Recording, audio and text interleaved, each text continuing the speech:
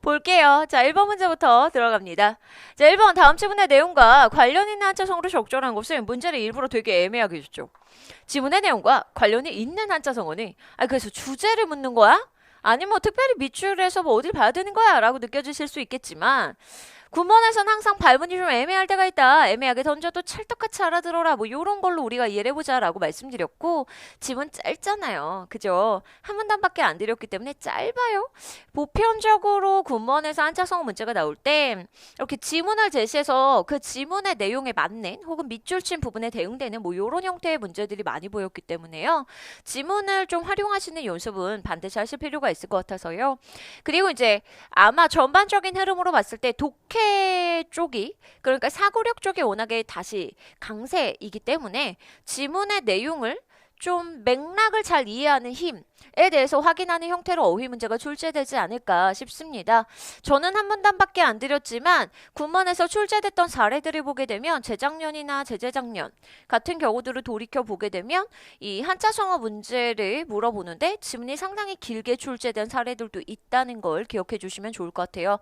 그때 중요한 건 지문이 어려워요가 아니라 그쵸. 지문에 있는데 다만 몇 초라도 일단 소모를 하게 한다는 점. 그래서 상대적으로 국어를 딱 끝냈을 때 굉장히 빠른 속도로 문제를 풀지 않으시면은 시간이 조금 타 과목에 비해서 오버되는 느낌이 있으실 수 있기 때문에 연습을 좀 하실 필요는 있을 것 같습니다. 자, 봅시다. 이와 같은 연구 사례를 읽으면서 내가 두려움을 느낀 것은 이라고 해서요. 요 지문은 아마 마지막에 여기 보면 먹어서 죽는 것은 죄송해요. 미국인과 유럽인들만이 아니다. 지금 보이네요. 문제 풀 때만 해도 안 보이다가 지금 보자마자 희한하게 딱 보이네요. 자, 우리도 먹어서 너무 기름지게 먹어서 죽을 수 있다. 미국인입니다. 죄송합니다. 아유, 오타가. 근데 뭐 이해해 주실 수 있죠? 죄송해요. 자, 요 부분이 이제 중심 생각이 드러나는 부분이에요. 이 질문은요, 법정 스님의 수필입니다. 먹어서 죽는다 라는 제목을 가지고 있는 수필인데요. 먹어서 죽는다 라는 맥락만 들어보셔도, 문장만으로도 먹어서 죽는다고? 우리는 보통 너무 골아서 굶어서 죽는다라고 생각할 수 있잖아요. 근데 먹어서 죽는다라는 제목 자체가 불러일으키는 그쵸 흥미를 활용했다라고 보시면 될 것 같고요. 그와 관련해서 생각했을 때 먹어서 죽는 건 유럽인과 미국인들만이 아니다라고 해서요. 서양식 식생활 습관에 대한 이야기를 하고 있습니다. 그것을 그대로 모방하고 있기 때문에 문제가 생기고 있어요. 바꿔 말하면 서양식 식생활 습관을 개선합시다 라는 이야기를 하고 있는 것으로 볼 수가 있겠고요. 그래서 우리도 너무 기름지게 먹어서 죽을 수 있다. 이 부분이 핵심이죠. 그랬을 때 너무에 집중해서 본다고 하면 먹으면 우리는 살고 굶으면 죽어요인데 너무 기름지게 먹어서 여러 가지 각종 성인병이나 비만을 유발하는 형태들을 볼 수가 있고 그 비만은 추가적으로 계속해서 그 외에 여러 가지 질환들을 불러올 수 있는 우려가 있으니까 아마도 그러한 것으로 연결해 볼 수 있겠구나 라고 생각이 되실 것이고 그때 우리가 떠올릴 수 있는 것은 그렇죠. 지나침은 부족함만 못하다라고 볼 수 있니? 과유불급 답이 바로 나온 것 같죠. 정답은 1번이 되겠습니다. 과유불급 지나침은 모자람만 못합니다 라는 뜻으로 조금 부족한 것이 어쩌면 나올 수도 있어요. 지나친 것은 어쨌든 부족한 것보다 좋지 않은 결과를 가지고 올 수 있다라는 부분이죠. 실제로 적절한 결핍은 지나치면 문제지만 적절한 결핍은 우리가 좀 힘을 내는데 도움이 되기도 하고 그래서 어떠한 것이든 지나치는 것은 별로 좋지 않아요 라는 걸 생각해 볼 수 있습니다. 맥락상 딱 떨어지는 건 1번이 되겠습니다. 그럼 나머지는 이제 뭐가 됩니까? 인데요. 2번 같은 경우는 아마 한자를 잘 아시는 분들께서 읽으셨어도 그래서 이게 무슨 말이더라? 라는 생각이 드실 수 있어요.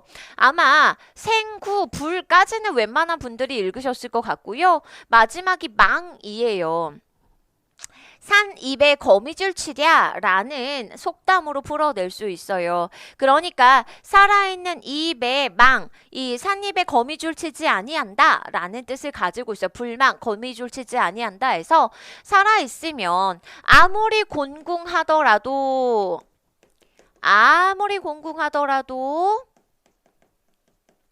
대략적으로 살아날 방도는 있다. 그럭저럭 먹고 살 수는 있다라는 의미를 가지고 있는 생구불망입니다. 3번에 많이 보셨던 것이죠. 근묵자흑이죠. 이때 먹을 가까이 하면 검어진다라는 뜻으로 좋지 아니한 사람을 가까이 하게 되면은 결국은 그로부터 어느 정도 영향을 받는다. 가까이 하면 그에 물들게 된다라는 의미를 가지고 있었고요.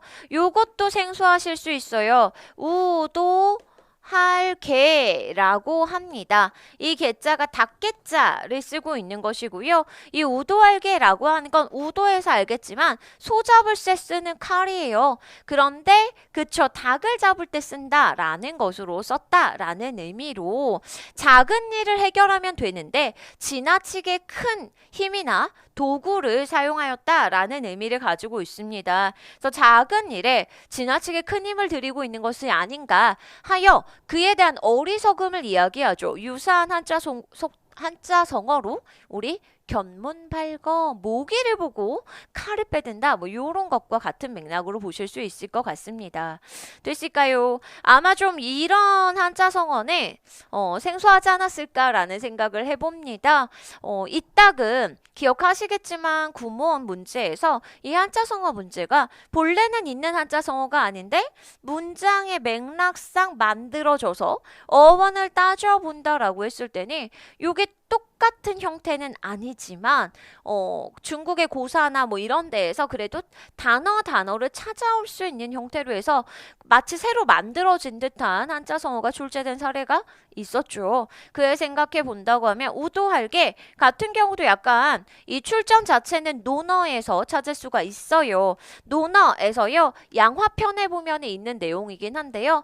그 내용 자체가 이제 우도할게라고 딱 떨어지는 것이 아니라 문장으로 풀이가 되어 있는 것인데 요거를 이제 우리가 한자성어처럼 사용할 수 있기 때문에 일부러 좀 가져왔어요. 너무 이게 한자성어가 본래 있는 거 없는 거 아닙니까? 있는 거 아닙니까? 뭐 없나요? 출전이 확실한가요? 에 집착해서 보기보다는요. 문제들에서 단어를 만들어내는 경우들도 있을 수 있다라는 걸 염두에 두시고 한자들을 토대로 해서 의미를 좀 추론하는 방법도 연습을 해주시면 좋을 것 같다는 생각이에요.